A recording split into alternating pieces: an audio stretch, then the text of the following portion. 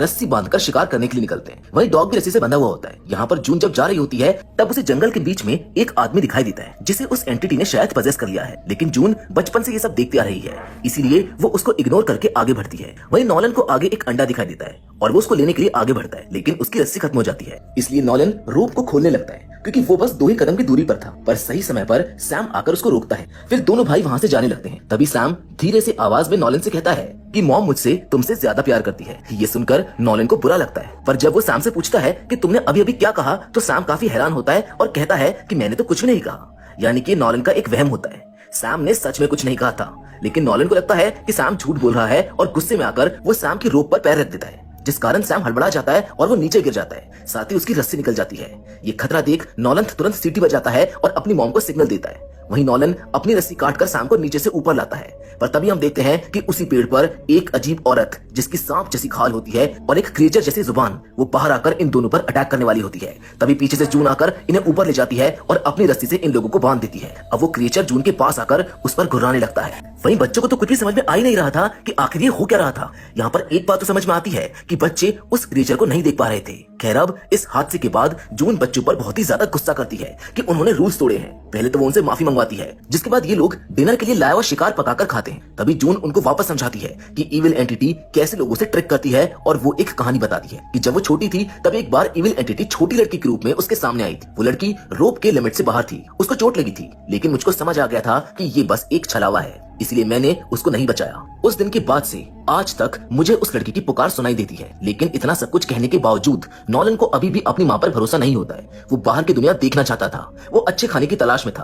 उसको ये भी लग रहा था कि उसकी माँ झूठ कह रही है, किसी कारण से बाहर कोई एंटिटी नहीं है और हमारे जैसे लोग भी हैं। अब डिनर के बाद वो एक क्लेंजिंग रिचुअल करती है, जिसमें एक एक करके दोनों बच्चों को एक सेलर यानी छोटे से बेसमेंट में बंद कराती है। वो एक तरह से इस घर के लिए प्रेयर करने के लिए कहती है, ताकि इनके अंदर अगर कोई डार्कनेस है तो वो घर के बाहर चली जाए। शाम को जून बाहर बैठी हुई थी और तभी हम उस औरत वाले क्रिएचर को देखते हैं जो घर की तरफ देखकर गुर्रा रही थी। वहीं उस पेड़ से भी सांप अंदर जा रहा था। अब रात को नॉलन सैम से कहता है कि आज हम लोग बिना रोक के बाहर थे, लेकिन हमको कुछ भी नहीं हुआ। शायद मॉम झूठ बोल रही है, लेकिन सैम कहता है कि हम मुश्किल से बच पाए हैं, हमें मॉम पर भरोसा रखना चाहिए। फिर नॉलन उससे पूछता है कि माँ ने हमारे डैड और दादा दादी को क्यों मारा था, जिस पर सैम बताता है क्योंकि उन्हें इविल एंटिटी ने पजेस कर लिया था और मॉम ने हमें बचाने के लिए ही ये सब कुछ किया है। यानी कि यहाँ पर ये भी क्लियर होता है कि उनकी पूरी फैमिली को जून नहीं मारा था। ये सब सुनने के बाद नॉलन को अपनी माँ के ऊपर और भी शक होने लगता है। वहीं दूसरी ओर जून अब भी घर के बाहर बैठी हुई थी और तभी हम उसके हस्बैंड को देखते हैं। दरअसल ये वही एंटिटी होती है जो जून को रोमांटिक बातें और पुरानी चीजें याद दिलाती है कि कैसे वो एक हैप्पी फैमिली थे। पर जून उसे कहती है कि वो मेरा अतीत है और मैं अपने बच्चों को बचा कर रहूंगी। लेकिन तभी वो इविल धमकी देता है कि तुम अपने बच्चों को ज्यादा दिन तक बचा नहीं पाओगी, एक दिन मैं उनको पजेस करके ही रहूंगा। जिससे जून डर कर घर के अंदर चली जाती है।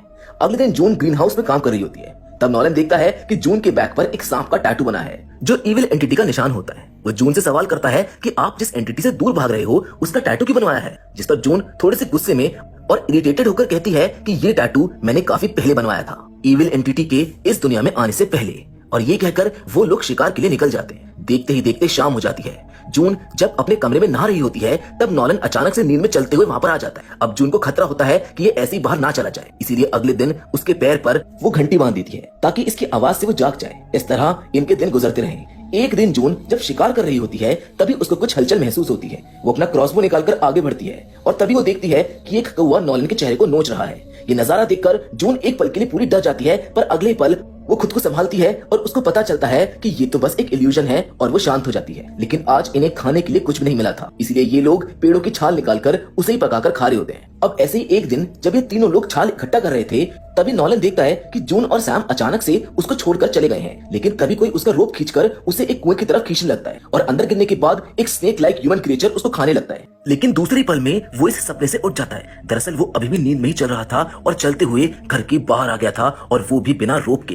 तभी सामने उसको कूड़ा दिखाई देता है और वो उसको देखने के लिए आगे जाता है। लेकिन तभी जून तुरंत आकर उसको लेकर वहां से चली जाती है। अंदर आने के बाद जून उसे उसी बेसमेंट में डालकर जबरदस्ती प्रेयर करने के लिए कहती है, जिसके कुछ देर के बाद वो बेसमेंट खोलती है पर नॉलन इस हादसे के कारण अपनी मॉम को और भी ज्यादा हेट करने लगता है क्योंकि उसे अपने सवालों के जवाब नहीं मिल रहे थे। रात में नॉलन सैम से कहता है कि अब बहुत हो चुका, हमारे पास खाने के लिए कुछ भी सामान नहीं बचा है, हमें बाहर जाकर मदद मांगनी होगी। लेकिन सैम उसके इस प्लान में साथ देने से मना कर देता है। वहीं अब जून भी अपने बच्चों का मूड देख लेती है और उन्हें एक डिवाइस दिखाती है। ये होता है इंस्टेंट कैमरा और उन्हें कुछ पुरानी तस्वीरें दिखाकर बताती है कि इससे हम यादें बना सकते हैं। पहली बार उन्होंने ऐसी कोई चीज देखी थी, इसलिए उनका मूड भी सही हो जाता है। जिसके बाद वो इन्हें बताती है कि हमारे पास अब खाना नहीं बचा है और हमारे पास कोई भी रिसोर्सेज नहीं है, इसलिए हमें कोड़ा यानी कि डॉग को मारकर खाना पड़ेगा। लेकिन ये सुनते ही नॉलन जून से बहस करने लगता है कि आप बड़े हो, आपको खाना लाना चाहिए, मैं अपने डॉग को नहीं मारने दूंगा। नॉलन रोते हुए अपने डॉग को सहलाने लगता है। जून मजबूरी में कोड़ा को उससे छीनकर ग्रीन हाउस के अंदर लेकर जाती है, जिस वजह से गुस्से में नॉलन बिना रोक के ही घर से बाहर आ जाता है और अपनी मॉम से कहता है कि देखो बाहर ऐसा कोई भी क्रिएचर नहीं है। ये कहकर वो जून का भी रोप काट देता है और कोड़ा वहां से भाग जाता है। अब नॉलन जून को ग्रीन हाउस के अंदर ही बंद कर देता है। वहीं जून बिना प्रोटेक्शन के पैनिक होने लगती है, लेकिन नॉलन दरवाजा नहीं खोलता।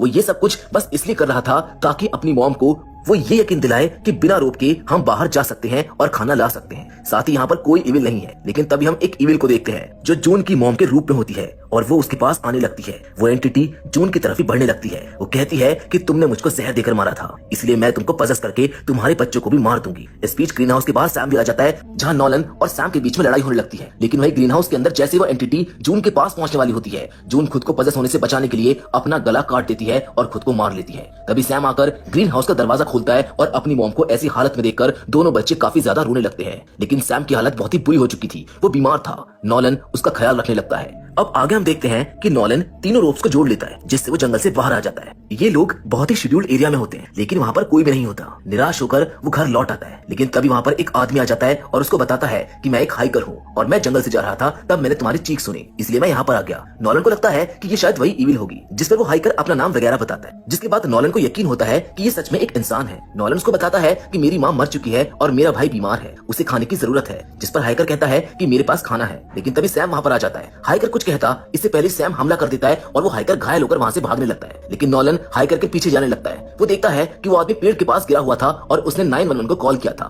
फोन के दूसरी ओर से भी आवाज आ रही थी, जिसको सुनकर हमको यकीन होता है कि ये दुनिया खत्म नहीं हुई है, अब भी शहर में लोग मौजूद हैं। नॉलन उस हाइकर का बैग लेकर वहां से घर वापस आता है, लेकिन सैम को यही लग रहा था कि वो रियल इंसान नहीं था, वो एंटिटी थी, इसलिए दोनों में बहस हो जाती है। पर सैम को भी काफी भूख लगी थी, इसलिए वो उसका खाना खा लेता है। सैम उसका पूरा बैग सर्च करता है, जिसमें उन्हें उस आदमी का वॉलेट दिखाई देता है, जिसमें उसकी बेटी की फोटो होती है। और ये देखकर सैम को भी एहसास होता है कि उसने एक रियल इंसान को मार दिया था और उसको पछतावा होने लगता है। फिर वो एक फ्लैशलाइट निकालता है और बाहर आकर बैठ जाता है। लेकिन तभी उसको एक आवाज सुनाई देती है जो ग्रीन हाउस से आ रही थी। वो वहां चला जाता है, जहां अचानक से एक छोटी लड़की आती है। वो लड़की कहती है कि मेरे डैड जंगल में खो गए हैं, क्या तुमने उनको देखा है? ये लाइट भी शायद उन्हीं की थी। अब सैम ने इस लड़की की फोटो देखी थी, इसीलिए उसको पता था कि ये हाइकर की ही बेटी है, इसलिए वो उससे माफी मांगता है और कहता है कि गलती से वो मारे गए हैं। वो लड़की रोते हुए वहां से चली जाती है। सैम भी उसका पीछा करने लगता है, लेकिन रस्सी एक जगह आकर खत्म हो जाती है, इसलिए वो रस्सी खोलकर जंगल में चला जाता है। लेकिन अचानक से वो लड़की गायब हो जाती है और तभी हम देखते हैं कि एक पेड़ से काफी सारे हाथ बाहर आते हैं और वो एंटिटी पेड़ के ऊपर चढ़ जाती है, जो सैम के पीछे के पेड़ से होते हुए उसके साइड में आ जाती है। वो एक अजीब सी क्रिएचर की तरह होती है और अपनी लंबी जुबान निकालकर सैम के शरीर में घुस जाती है।